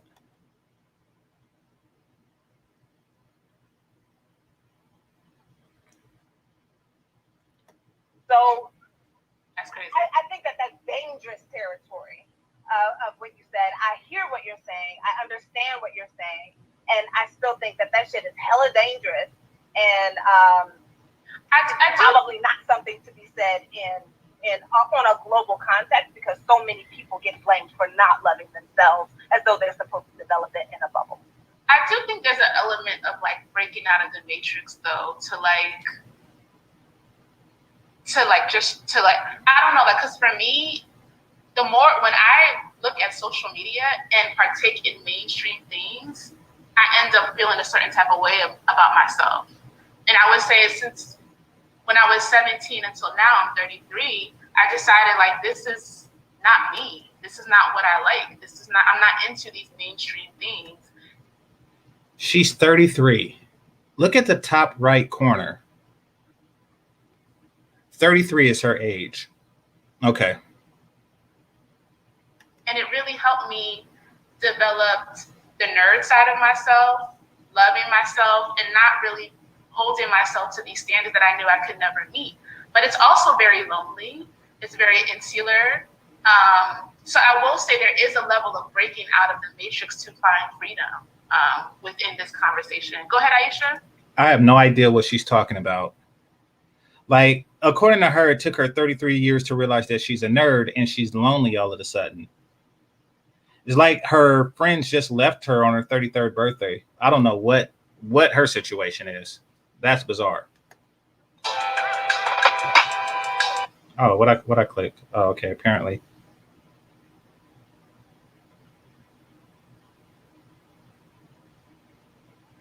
Okay, I didn't see this part before, but it just switched into letters all of a sudden. I thought it was a commercial.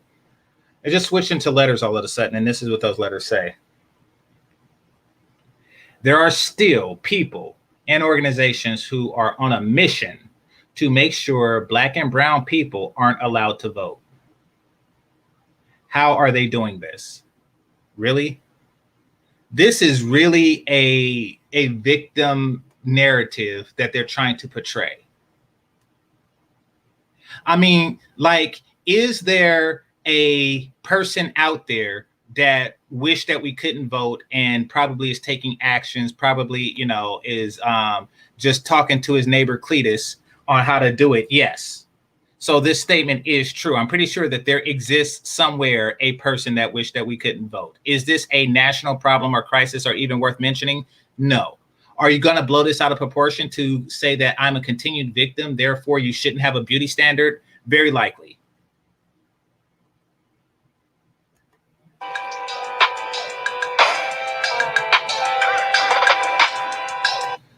By legally making it harder for communities of colors to participate in elections. Okay.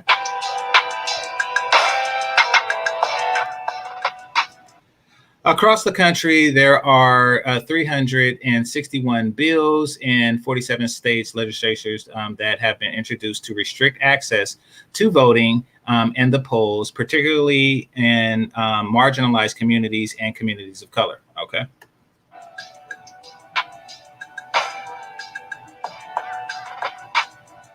We tend to focus on presidential elections. However, that one went bad. All right.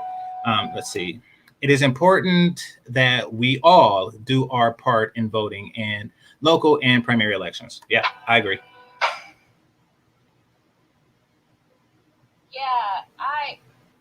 Well, before I get to my point, I mean, I hear what you're saying, Kina, and I do think that a lot of people, you know, who maybe get work done, get it done in response to social pressures in the environment. But I do, first of all, the self is not the physical. You know, the self is the spirit, the self is the soul. So when you say love yourself, the self is not the physical. It's the soul. It's the physical as well.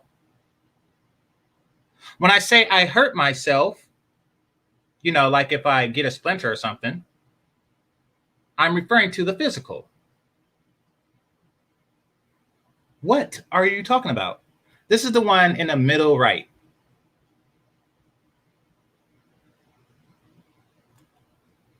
That's not a physical entity to begin with.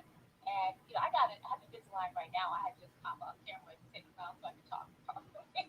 And so, me wanting straight teeth, I don't think that checks how much I love myself. Just like somebody thinking maybe who was born to get the skin right, or gets a facelift, or changes their hair, or hires a personal trainer because they decide they want to change their body.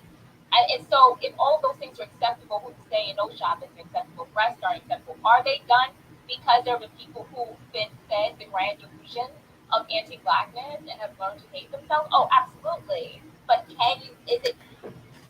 So people, this is her once again saying that people who get facelifts and et cetera, are participating in anti-Blackness, but it's okay. And I think it's because she's had one. I mean, there could be a reason that she's the most attractive woman on this panel, and it's likely not diet and exercise.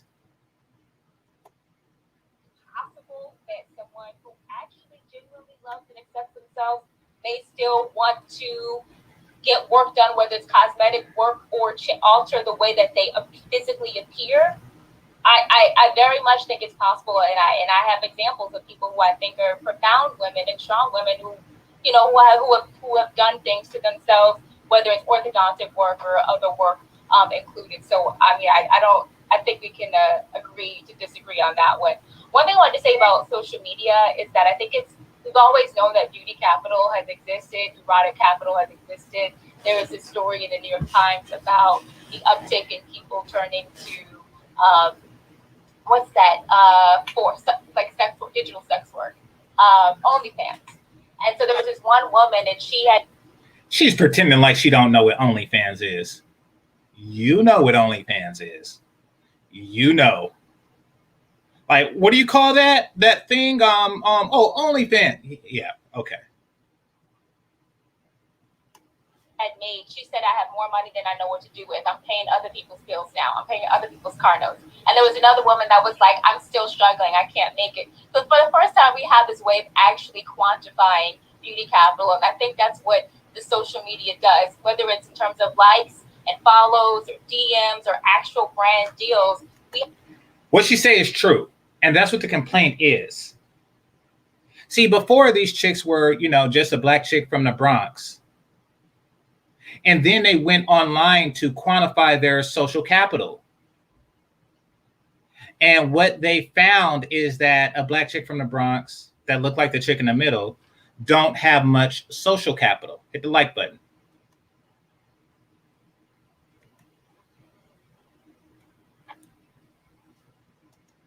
We have a way of saying, you look this way, and here is a way of quantifying how much you are aligned with the standards of beauty.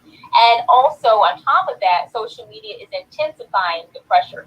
Media has always been aligned with the racist, colorist agenda. However, you turn the TV on, you turn the TV off, and you go out into your community where people look like you. Now we have social media where we're constantly bombarded with these images. You're always on these images. It's opened up the world, so it's intensified those pressures that are always there. And so speaking to the question of what's the long term, the long term is that these pressures that we've always experienced in our community get worse. And by 2050, when there will be more people potentially of color than white people, you're not going to be able to just oppress people and racism alone. Colorism becomes the new main way of oppressing people. And so that's what we're seeing right now, I think. No, colorism becomes the new way of claiming to be oppressed. It's not the new way of oppressing people. It's the new way that y'all have of claiming to be oppressed. And the reason why y'all have this way is because not all Black women are claiming to be oppressed.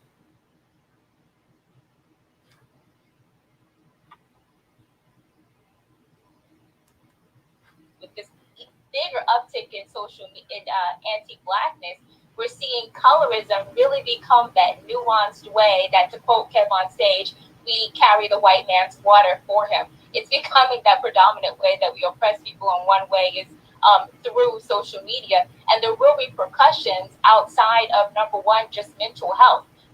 I like to think that I think I'm attractive. When I look at the mirror, I actually really do like what I see. But I have to go out into the world where I have to swallow the pill of knowing that most people who see me do not. That most men who will see me will say, she's intriguing. But I don't know about.